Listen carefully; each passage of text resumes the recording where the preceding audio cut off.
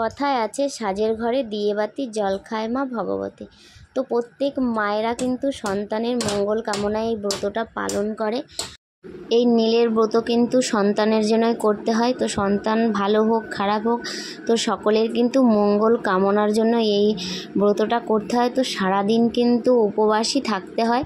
তো শিবের মাথায় জল ঢেলে সন্ধ্যাবেলা নীলের ঘরে বাতি দিয়ে তবেই কিন্তু মায়েরা জল কিংবা ফল খেতে পারে।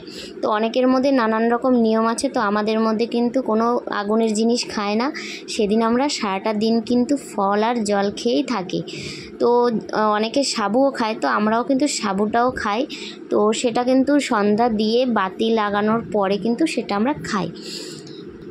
গুড মর্নিং বন্ধুরা, তো নতুন একটা ভিডিও জানাই তোমাদের অনেক অনেক স্বাগত এবং ভালোবাসা। তো সমস্ত কাজ সকাল থেকে সেরে নিয়েছি আর এখন কিন্তু পুজোর কাজে লেগে পড়েছি। তো দেখো এখানে কিন্তু আতা, খেজুর, আম এবং ধুতরার ফল গুছিয়ে রেখেছি। আর এক রকম ফল লাগবে, আজ কিন্তু নীলের উপোস, তো সেই কারণে। আর এখন যাচ্ছি কিন্তু আমাদের পুরনো বাড়িতে। তো পুরনো বাড়িতে কিন্তু অনেক দেখো নারকোল গাছ রয়েছে। তো আজকে কিন্তু এখন ডাব পাড়া হবে। তো নীলের উপোসের পরে সারাদিন পরে যখন আমাদের জল খাবো, তো ডাবের জলটা আগে খেয়ে তারপরে আমরা কিন্তু সব ফল টল খাবো। তো সেই কারণে ডাব পাড়া হচ্ছে। তো অনেক নারকোল গাছ কিন্তু আমাদের এই বাড়িতে আছে, প্রায় 6-7টা মতো নারকোল গাছ আছে। তো সেই কারণে আমরা একজনকে ডেকে এখন কিছু ডাব পেড়ে নিচ্ছি। ডাব পাড়া হয়ে গেলে এখন চলে আসলাম ফুল তুলতে, আকন্দ ফুল। তো যাই হোক দেখো যে কটা আছে আমি খুঁটে খুঁটে ফুলগুলো তুলছি। আর গাছের ফুল জানো তো চুরি হয়ে গেছে, দুদিন আগেই কিন্তু নিয়ে চলে গেছে। তো কখন যে তুলেছে দেখতেই পাইনি। নিজেদের গাছের ফুল এখন আমরা নিজেরাই পাচ্ছি না। বলো কীরকম লাগে তাহলে? ফুল গাছ লাগাতে ইচ্ছা করে, আমার তো খুবই ভালো লাগে ফুল গাছ লাগাতে। তো যারা যারা আমার ভিডিও দেখো তারা নিশ্চয়ই জানো আমার গাছ লাগাতে কতটা আমি পছন্দ করি। আর এখন দেখো খুঁটে খুঁটে ফুল তুলছি, তাও একদম ছোট্ট ছোট্ট ফুল রয়েছে গাছে, সেইগুলোই আমি এখন তুলছি খুঁটে খুঁটে। তো আমি একটা মালা নেব, ঠাকুমাদের একটা দেব, সেই কারণে এখন খুঁটে খুঁটে কিন্তু মালা তুলছি, ফুল তুলছি। তো মিস্টেক হয়ে গেল। তো দেখো আমি কিন্তু বেশি পাচ্ছি না, তো অল্প কটা ফুল পেয়েছি, তো সে কটা দিয়েই এখন মালা গাঁথবো। তো দেখো অল্প মাত্র ফুল পেয়েছি, তো চলো এগুলো দিয়ে মালা গেঁথে নিই। তো আমি নিয়ে এসে রাখলাম একটা বাটির ভেতরে। তো এটা কিন্তু একটা ঠাকুরের বাটি। তো তারপরে আমি গেঁথে নিচ্ছি এখন মালাগুলো। দেখো কত সুন্দর করে আমি মালাগুলো গেঁথে নেবো এখন। তো মালা গাঁথা হয়ে গেলে স্নান সেরে নেবো। তো স্নান সেরে নিয়ে কিন্তু পুজোর কাজে লেগে যাব। তো ঘরে পুজো দিয়ে তারপরে কিন্তু আমি আবার যাব, শিব মন্দিরে যাব, সেখানে জল ঢালতে যাব শিবের মাথায়। তো আগে আমি সুন্দর করে ঘরে পুজোটা দিয়ে যাব, তারপরে গিয়ে আমি ওখানে যাব। কারণ বাইরে গেলে পারে কখন আসবো তার তো কোনো ঠিক নেই। যেহেতু একজনের পুজো তো না, ওখানে তো অনেকে মিলে পুজো করবে। তো ওখানে গেলে তো আমার একটু টাইম লাগবে। তো সেই কারণে আগে ঘরের পুজোটা দিয়ে তারপরেই কিন্তু আমি যাব সেখানে। তো দেখো আমি 3টে মালা গেঁথে নিয়েছি। স্নান সেরে এখন চলে এসেছি ফল বানাতে। তো দেখো আগে আমি ফলটাকে বানিয়ে নিচ্ছি। তো প্রথম আমি তরমুজটাকে বানিয়ে নিচ্ছি। তো পরে আমি ঠাকুরের মন্দিরে ভিতরে গুছাবো। তো আগে আমি ভাবলাম ফলটাকে বানিয়ে এক সাইড করে রেখে দিই। যেহেতু আমার মেয়ে এখন ঘুমাচ্ছে, তো যতটা পারছি আমি তাড়াতাড়ি করে চেষ্টা করছি সেরে নেওয়ার জন্য, কারণ মেয়ে ছোট, ও উঠে গেলে কিন্তু কোনো কাজ হয় না। আর এদিকে দেখো মাও কিন্তু এখন বাড়িতে নেই, মা গিয়েছে দোকানে, তোমাদের দাদাভাইও দোকানে রয়েছে, আর বড় মেয়েটা খেলা করতে গিয়েছে। তো এখন আমি বাড়িতে একদম একাই রয়েছি। তো আমাকে চটজলদি কাজ করতে হচ্ছে এখন। তো দেখো ফলটা আমার কিন্তু বানানো হয়ে গেছে। তো তারপরে কিন্তু এখন আমি একটা ডাব কেটে নিচ্ছি। তো ডাবের জল ছাড়া কিন্তু পুজোটাও কিন্তু পুরোটাই অসম্পূর্ণ থেকে যাবে। তো ডাবের জল এবং দুধ মিশিয়ে শিব ঠাকুরের মাথায় দিতে হবে, ঢালতে হবে জলটা। তো সেই কারণে আমি আগে একটা ডাব ছুলে নিচ্ছি। অনেকে কিন্তু নারকেল ছুলতে পারে না, তো কারা কারা ছুলতে পারো আর কারা কারা ছুলতে পারো না কমেন্টে কিন্তু অবশ্যই জানিও। তো আগে আমিও পারতাম না, তো এখন কিন্তু অনেক কিছুই আমি শিখে গিয়েছি। তো চেষ্টা করলে সব কিছুই পারা সম্ভব। আর যেহেতু আমি গ্রামে থাকি, তো আমি সব কিছুই মোটামুটি চেষ্টা করলে সবই পারি এবং নিজেও একটা অভিজ্ঞতা হয়, নতুন নতুন কিছু শিখতে পারি। তো যাই হোক নারকেলটা আমার ছোলা হয়ে গেল। আর দেখা জলটা বের করে নিয়েছি। তো বেশি কিন্তু জল হয়নি, তো যা হয়েছে আমার পুজো অবশ্য হয়ে যাবে। ঘরের পুজো আমার হয়ে গেছে, আর এখন কিন্তু রেডি হয়ে আমি কিন্তু বেরিয়ে পড়েছি মন্দিরে যাওয়ার জন্য। তো মা আগে কিন্তু চলে গিয়েছে, আর এখন আমি যাচ্ছি, যেহেতু মেয়েটাকে স্নান করিয়ে রেডি করে খাইয়ে দিয়ে তোমাদের দাদা ভাইয়ের কাছে রেখে তারপরে যাচ্ছি আমি এখন।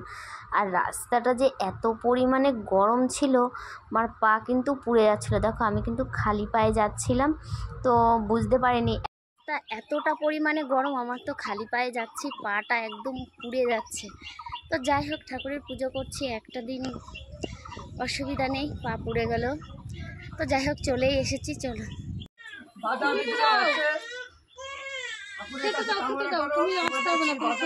তো আমি কিন্তু ঠিক টাইমে চলে এসেছিলাম, তো মা আগে চলে এসেছিলো। তো এখন দেখো আমি শিবের মাথায় জল ঢালবো। তো আগে আমি ফুল দিচ্ছিলাম, তো কাকা বললো আগে ফুল নয়, আগে জলটা ঢেলে নাও, তারপরে ফুলটা দেবে। তো এখন আগে আমি জলটা ঢেলে নিলাম, তো কাকা মন্তর বলছিল, আর তারপরে আমি জলটা ঢেলে নিলাম। তো তারপর বললো ফুল আর ফুল, বেলপাতা এবং মালাটা দিয়ে দাও। তারপরে নমস্কার করে বলল যে ওখান থেকে একটু কোনাটা ভিজিয়ে নিয়ে এটা বাচ্চার মাথায় দিয়ে দিতে, যেহেতু সন্তানের জন্য মঙ্গল কামনায় পুজোটা, সেই কারণে। তো তারপরে মা আসলো, এখন দেখো মাও জল ঢালছে। তো এক এক করে কিন্তু এখানে সবাই জল ঢালা হয়ে গেছে। তো তারপরে আমরা এখন অঞ্জলি দেওয়ার জন্য সকলে মিলে কিন্তু ফুল নিয়ে নিয়েছি। তো এখন কিন্তু সকলে আমরা অঞ্জলি দেব। তো আর একজন জল ঢালতে বাকি ছিল, তো ওনার পরে আমরা এখন সকলে মিলে অঞ্জলি দেবো।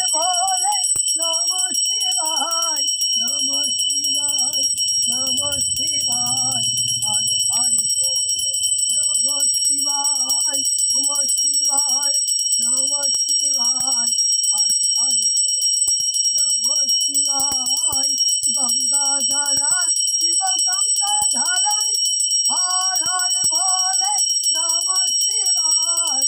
গঙ্গাধারায় শিব গঙ্গাধারায় হর হর বলে নম শিবায়। নম শিবায় নম শিবায় হরি হরি বলে নম শিবায়। এইটাই তো চলো তোকে জলটা রেখে দাও, সন্ধ্যাটা ঢালিয়ে।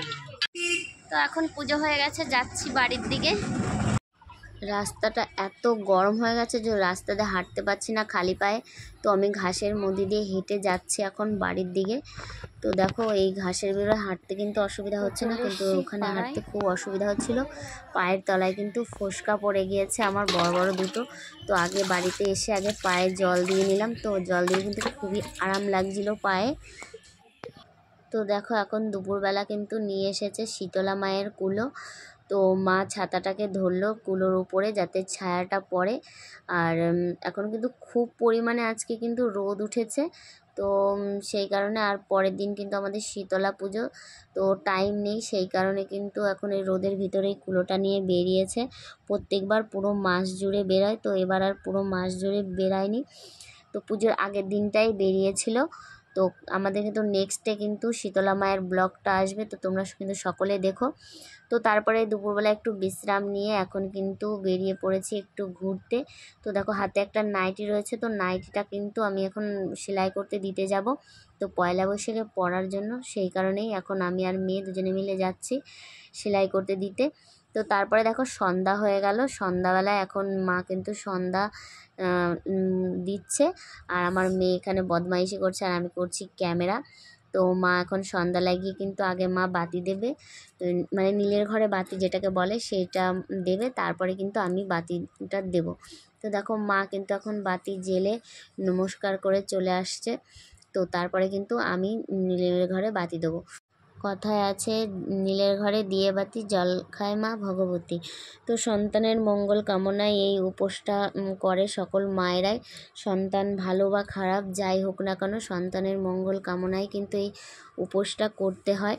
তো সারাদিন উপোস থেকে সন্ধ্যাবেলায় নীলের ঘরে বাতি দিয়ে তারপর ফল জল মানে যে যেটা খায় সেটা খেতে হয়। তো আমাদের কিন্তু আমরা কোনো আগুনের জিনিস খাই না, তো এক একজনের এক এক রকম নিয়ম থাকে। তো আমাদের কিন্তু কোনো আগুনের জিনিস আমরা খাই না। তো সারাদিন উপোস থেকে তারপরে নীলের বাতি দিয়ে আমরা ফল সাবু তো এইগুলো আমাদের খেতে হয়। তো পরের দিন সকালবেলা কিন্তু স্নান সেরে ঠাকুরের মাথায় মানে শিব ঠাকুরের মাথায় জল ঢেলে তারপরে কিন্তু আমরা মানে উপোসটা ভঙ্গ করি, মানে তারপরে আমরা ভাত টাত যাই হোক খেতে পারি। তো তো দেখো এখন কিন্তু মানে মেয়েকে খেতে দিয়েছি ভাত, আর এখানে কিন্তু রান্না হচ্ছে দেখো ডালের বড়া আর আলু সিদ্ধ ভাত, কেন পরের দিন শীতলা পুজো, সেই কারণে ঠান্ডা খেতে হয়, তো আগে থেকে রান্না করে রাখা হচ্ছে। আর এই দেখো রাত্রেবেলা এখন আমাদের খাবার করলাম। তো এখানে কিন্তু আমি সাবু মাখিয়ে নিয়েছি নারকোল দিয়ে। আর এই যে দেখো এখন কিন্তু দেখে বুঝতেই পারছো শরীর ক্লান্ত সারা দিন, দিনটা উপোস থেকে। আজকের ভিডিওটা ভালো লাগলে লাইক কমেন্ট শেয়ার অবশ্যই করো। তো নেক্সট ব্লগে তোমাদের সাথে আমার আবার দেখা হবে। যারা ফেসবুক থেকে দেখছো তারা অবশ্যই আমার পেজটাকে ফলো করো।